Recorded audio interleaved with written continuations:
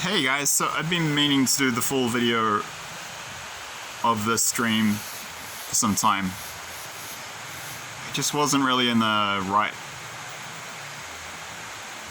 stage in my life to do it before. There was too much chaos. There's increasing stability and calm now. My living situation actually at the moment is really good. So I'm in a position now where I'm able to do some of the full video versions of dreams for which I've only posted previews in the past. So here we go. I just want to get straight into it. Right, so this is the full version of the dream. For your reference, I'm putting the link to the preview which I previously posted in the description box below, so you can refer to that. This is what I was shown, I think it's like 9 or 10 months ago. You'll see when you click on it. Anyway, all right, here we go. Okay, so in this dream, I was in Wellington City in New Zealand. Capital city, sorry, fingers in front of the camera. The capital city of New Zealand, that's where I grew up. Grew up in the suburb of Eastbourne on the east side of Wellington Harbour. Technically it's part of Lower Hutt City, but culturally it's more part of Wellington. Regardless, it's like all the greater Wellington region, semantics, whatever. But yeah, so I grew up in Eastbourne on the east side of Wellington Harbour. You can take a ferry across to the other side of the harbour where the main city is, in the CBD, the Central Business District. And there are high-rise buildings there, which is actually quite unusual for New Zealand, because New Zealand has a very low population density and lots of flat land. That's one of the reasons. Wellington, actually, if you ever visit New Zealand, is, I think, by far well, I'm biased because I'm from there. I think it's the nicest city in New Zealand, but most tourists I've met agree with me. It's just, quite windy and rainy, but I like the rain. Wind's not a problem for me. I grew up with it. I'm used to it. It's the windiest city in the world, actually, by average wind speed. And it's a good size. It's not too big. It's not too small. This population of the greater city, like including smaller, cities to the north, like areas of suburbia far to the north. The whole population of the greater metro region is 500,000. The actual city itself is only 200,000 people. I mean, you can walk around it. It's really beautiful. Nice and compact, as in a way other New Zealand cities aren't. People are quite kind, sort of well-dressed, sophisticated.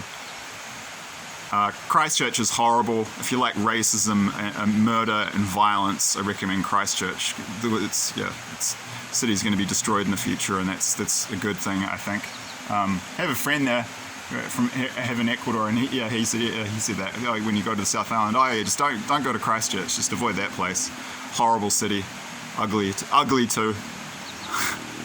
Auckland's beautiful, extremely nice climate. The people can be a bit superficial, and that's a stereotype that exists for a reason.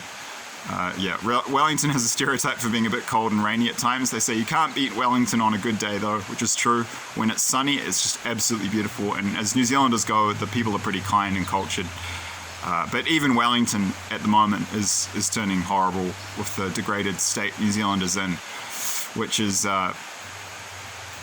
mentioned in this video not without purpose, because as I said in many other videos, New Zealand, the Anglo-Saxon countries, the Anglo-Zionist Empire is Babylon. We're not Christian countries anymore. And New Zealand, of the 5 Anglo-Saxon countries, New Zealand is the worst of the group. God has given me many dreams about that, talking about all the satanic mind control and the horrible things that are being done to the people there. It's very sad.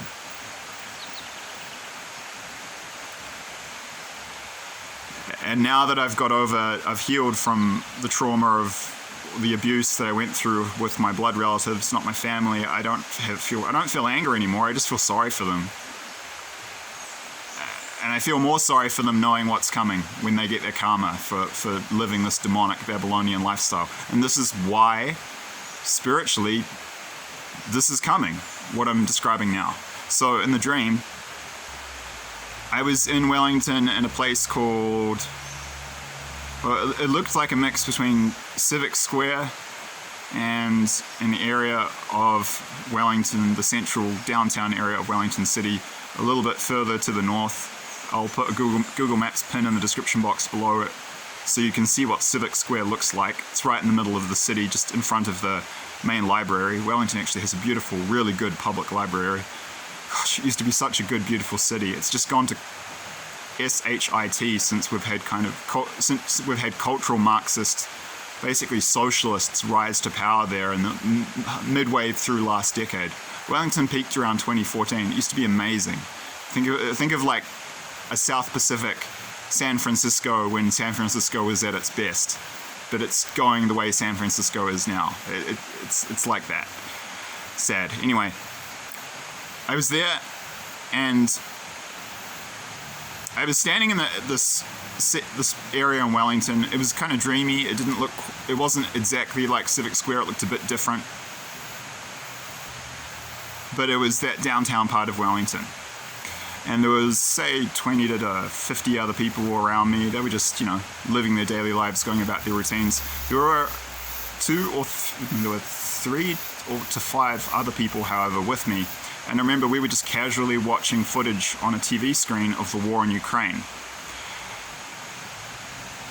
And we were relaxed, and we were just eating some food. I think I was someone else. We were just on a lunch break from work, and it was all casual. And ooh, getting chills now. That's confirmation. And we was watching the TV screens, and we were all, I remember very clearly, we felt safe and comfortable. And why? Because we were talking about, we didn't even say it. It was a feeling, but it was the Holy Spirit was kind of emphasizing this to me in the dream. We felt safe because we were far away from the war. And Westerners and people in Anglo-Saxon countries have a perception that we're safe because we're far away and the war is far away. Russia's fighting in Ukraine. It's never going to come here. We couldn't even imagine it. But then something happened, and it was a very sudden event. And all of a sudden, I could see explosions, and I could hear gunfire just 30 or 50 meters away. And within literally 30 to 90 seconds, there were Russian soldiers storming through the streets of Wellington City. And they were just killing everyone. I mean, it was pretty indiscriminate. And in many cases, they were just outright targeting civilians. And they were just murdering, just mass murder, just vast civilian massacres. It wasn't even like they were lining people up. It was just a battle, and they were just going through, and they were just killing us as they went through. And it was terrifying, I can tell you. So I was just freaking scrambling for cover, and I found there was a bar. I found a kind of outside bar where they served alcohol. This looked more like down it was a place that looked more like it was down by, I forget the name of the lagoon right now. I'll put the pin in the description box below for the place where I'm talking about. They have some little coffee and bars that are semi-outside, and behind this bar there were like big they looked like drums, but they were aluminium containers, large ones that contained alcohol. And I was just hiding desperately like a rat trying to survive. Like, people were hiding in holes just to survive. Like, it was terrifying. They were killing freaking everyone. And I'm going to refer you to, other people have seen the Russians doing this in many cities in Anglo-Saxon countries in World War III, in Prophetic Dreams from God of World War III. I'll put some links to some of those videos in the description box below. There's one of this happening in Canada, and this one in Canada, they killed like 50,000 to 150,000 people. They just marched everyone from a city to this canyon, and they just machine gunned everyone. It's horrific. There's another one, similar one from in England, and yeah, they were just going down the street, house to house. I've seen so many of these videos talking about this. This is a hard warning of what's coming. And if you're a godly person, there's no good reason why you should have to endure this fate, because you're getting the warning and you're actually protected. But you're not going to be protected if you're going to be a prideful idiot and not listen to the warnings. I'm sorry.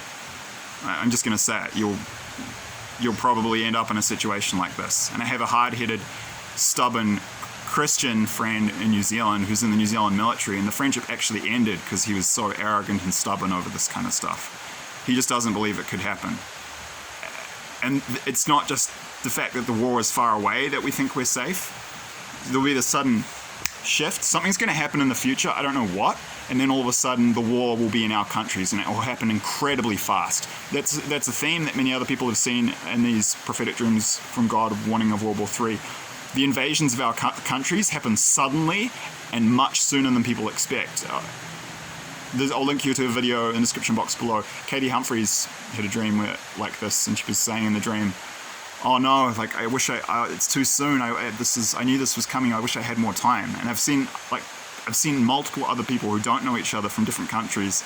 Most of them are from the US, granted, and they've seen the same thing. They were saying in the dream, "Oh no! I knew this was coming. I had no idea it would be this soon." So it's not. People in... Alright, so there was that scene. And everyone was dying around me, and then it just kind of